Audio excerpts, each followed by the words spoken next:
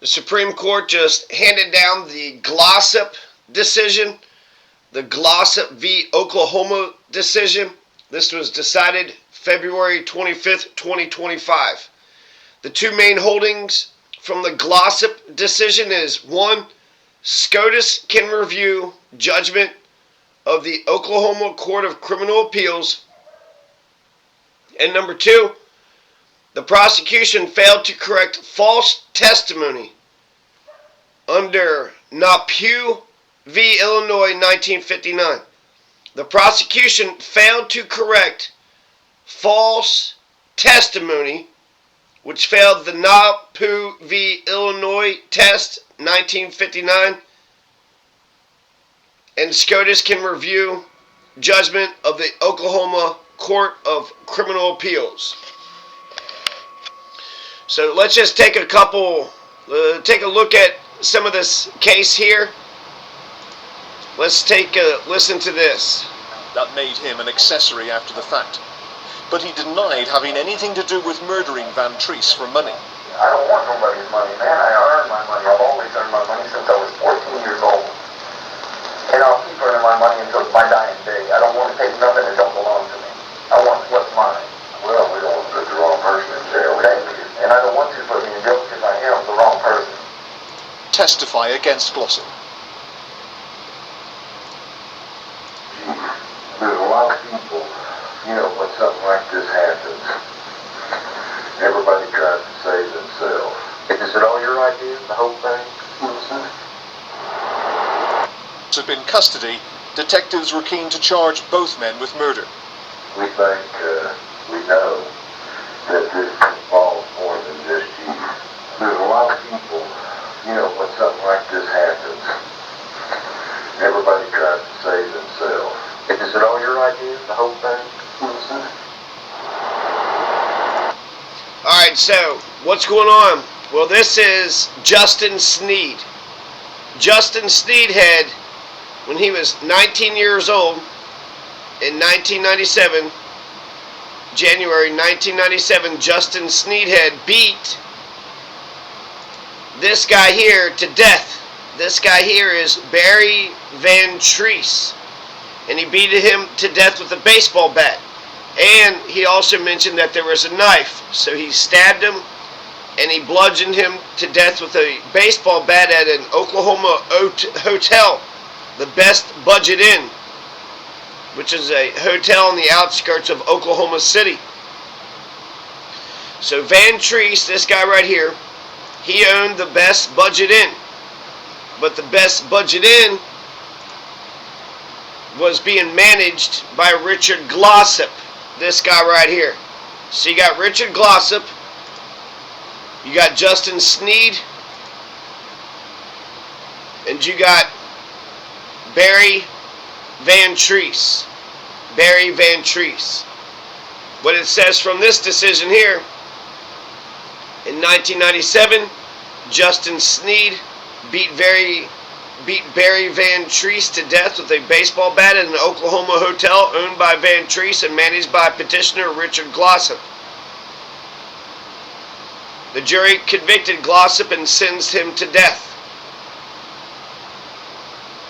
Then there was a bipartisan group of Oklahoma legislators that commissioned an independent investigation by a law firm, Reed Smith. In June 2022, Reed Smith reported grave doubt about Glossip's conviction, citing factors such as the prosecution's deliberate destruction of key evidence and the false portrayal of Justin Sneed as a non-violent puppet. The state then discovered additional documents revealing that Sneed had been diagnosed with bipolar disorder and prescribed lithium, contradicting his trial testimony. The Attorney General determined that Smotherman had knowingly elicited false testimony from Sneed and failed to correct it, which violated Napue v. Illinois, which held that prosecutors have a constitutional obligation to correct false testimony. I think it's Napue.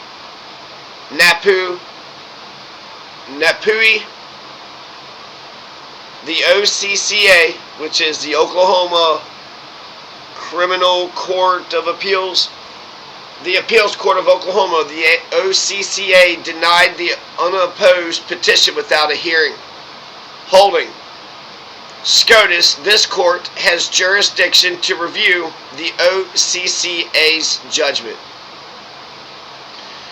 And then they point out that there's something called the Napue error. If you do a Napue error, you fail to correct false testimony. You either solicited it or you came across false testimony and you did not correct the false testimony. That's a Napue error. The prosecution violated its constitutional obligation to correct false testimony. If a violation is established,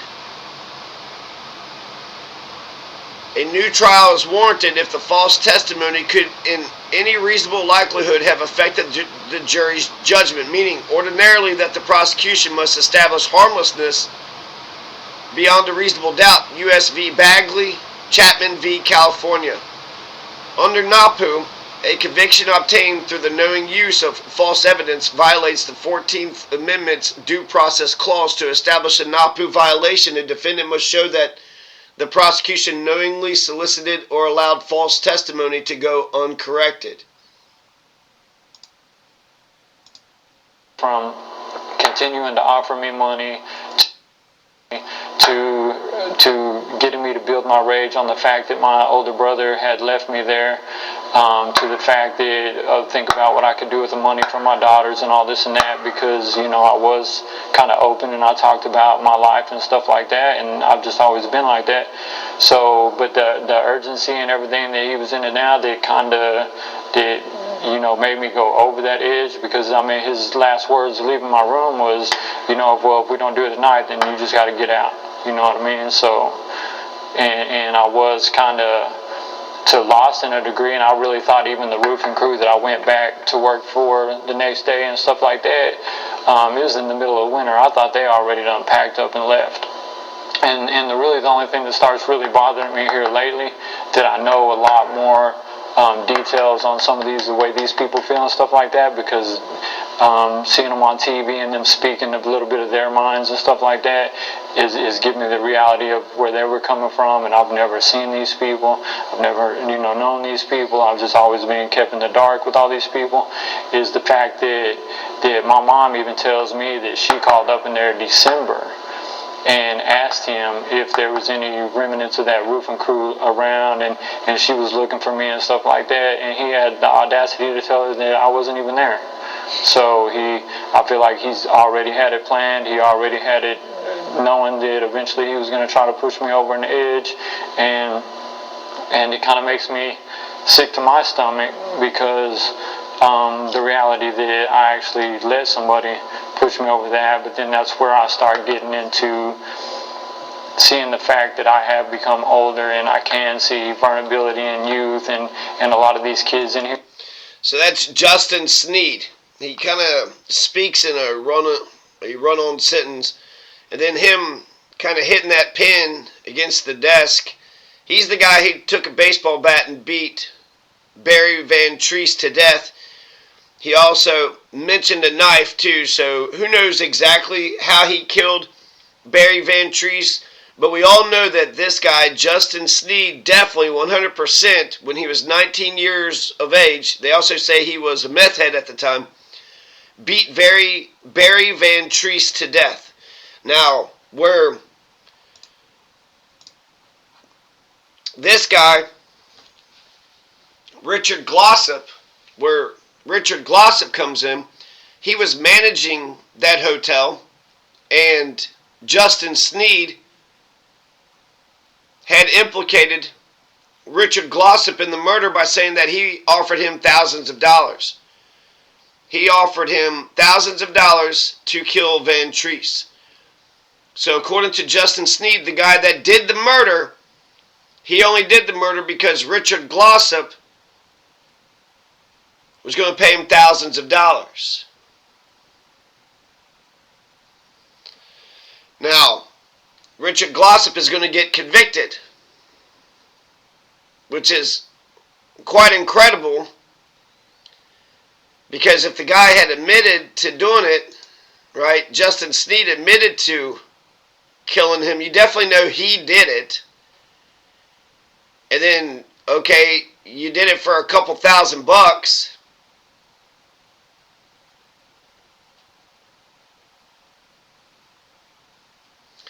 But then they're going to try to say that it was Richard Glossip. And Richard Glossip is going to be the one that gets convicted. And then he was on death row. And when Richard Glossip was on death row, he was actually minutes away from being executed. It was more 9 years ago when he was, minutes away from being executed. So R.I.P. to Barry Von Treese.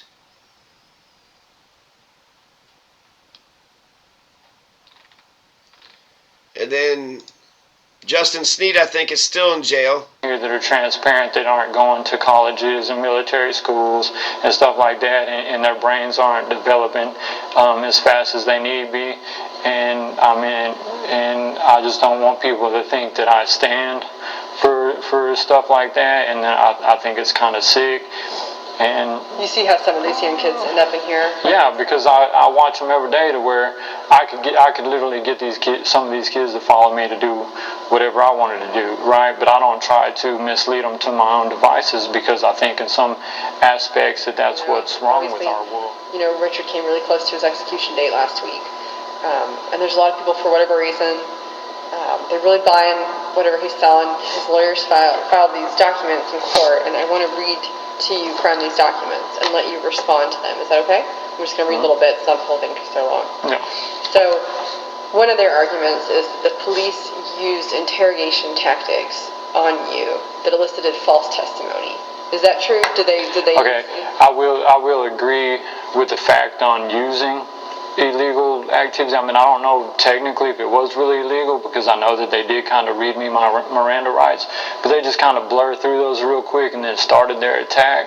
I think they're not saying it's illegal so much as it's just manipulative. Yeah, I will say that it was manipulative. One, even if you thought that I truthfully did do something like that, well, then a week later, I'm probably still not in my right mind to even grasp the concept that I just did all that to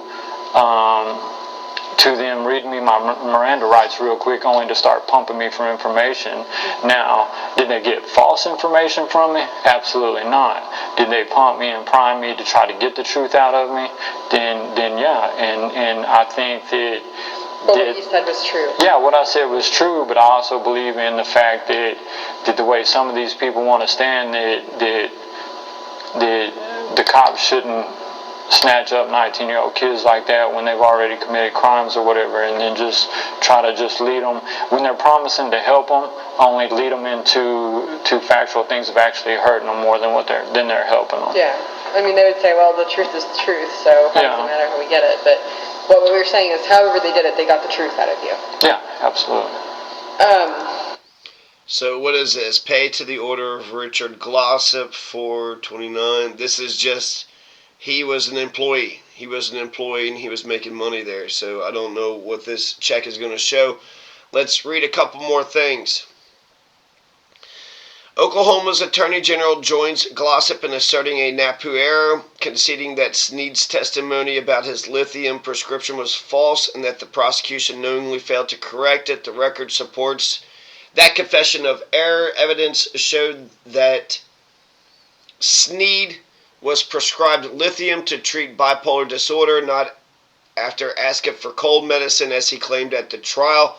The evidence likewise establishes that the prosecution knew Sneed's testimony was false. The prosecution almost certainly had access to Sneed's medical file through Sneed's competency evaluation, and Smotherman's notes show that she had a pre-trial conversation with Sneed at which he mentioned lithium and Dr. Trumpet. The straightforward inference is that Smotherman was aware before trial that Sneed had received his lithium prescription from Dr. Tromka, a psychiatrist and the sole medical professional at the Oklahoma County Jail authorized to prescribe lithium. Because Sneed's testimony was the only direct evidence of Glossip's guilt, the jury's assessment of Sneed's credibility was material and necessarily determinative. Justice Sotomayor delivered the opinion of the court, and the jury convicted petitioner Richard Glossip of paying Justin Sneed to murder Barry Van Treese and sentenced him to death at trial. Sneed admitted he beat Van Treese to death, but testified that Glossip had offered him thousands of dollars to do so. Glossip confessed he helped Sneed conceal the crime after the fact, but he denied any involvement in the murder. So, yeah, that's about as clear as mud, isn't it? Let's see, what else do we want to do? We want to listen a little bit more to this guy?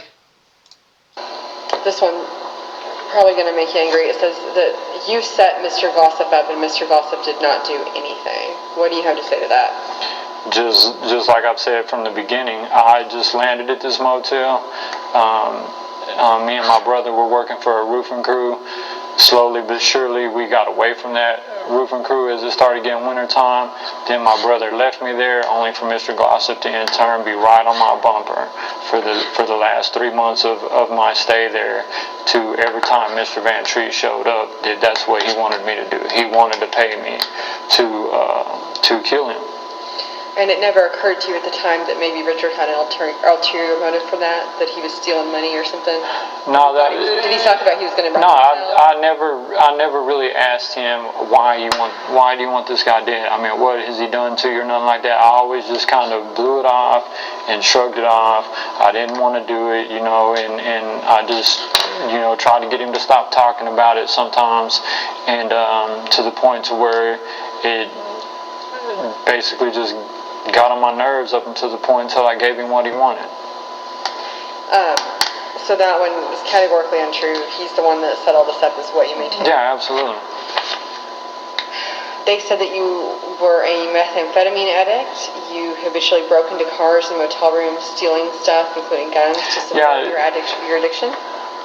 Yeah, no, I think that's kind of funny on that part right there, as far as the fact that none of that was ever brought up or anything about any of this in the whole entire career of this whole case, except for the fact that when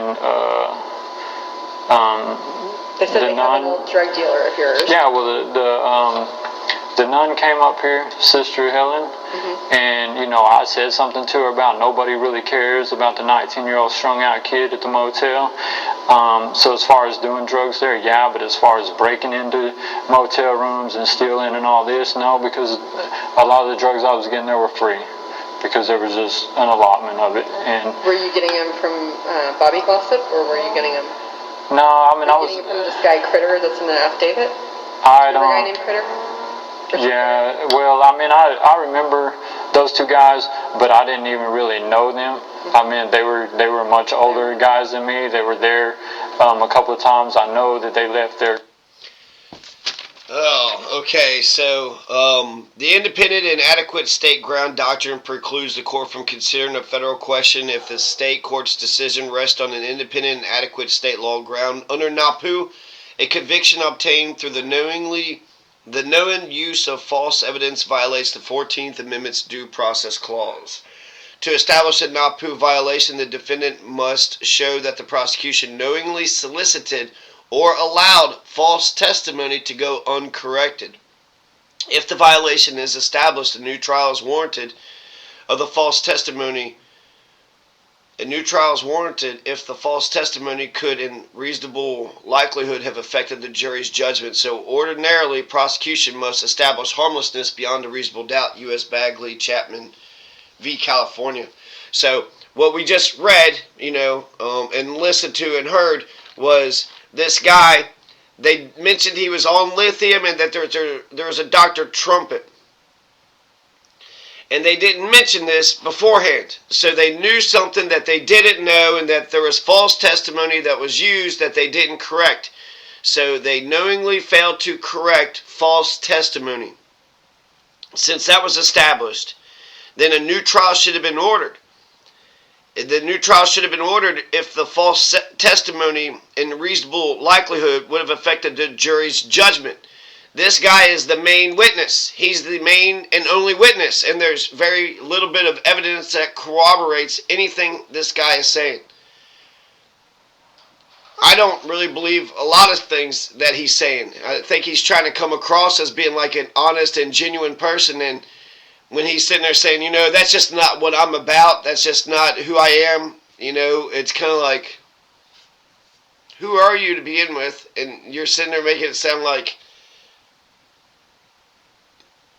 the world is dependent upon your integrity. And then the way he keeps on clicking that pin on the table, we know this guy beat Barry Van Treese to death, for sure. Was he paid to do it? Was he not paid to do it? Shouldn't he be the one that's on death row? But he turned state's evidence to save his own ass. And so did he implicate Glossip? Did he just say Glossip had paid him just to save his own ass? Because Glossip is the one that's going to be facing the death penalty, when it was this guy who had beat him to death. I mean, you would think both guys would face the death penalty, especially the guy who did the damn thing.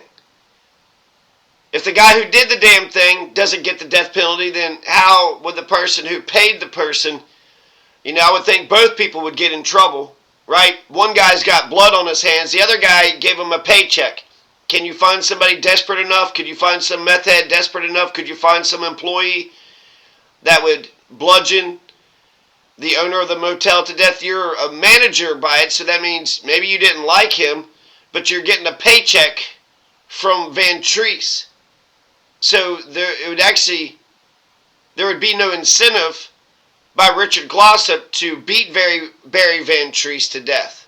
Meanwhile, a meth head could beat the guy to death, steal a couple $1,000s from him, and then just, go on with their journey. Richard Glossip works there. Richard Glossip, has a job. Richard Glossip is employed. Richard Glossip wants to continue to receive that check. Even if he was, disgruntled. Even if he was mad that Van Treese wasn't, doing this, doing that right. He had bills to pay. He had a car payment, house payment, all the rest.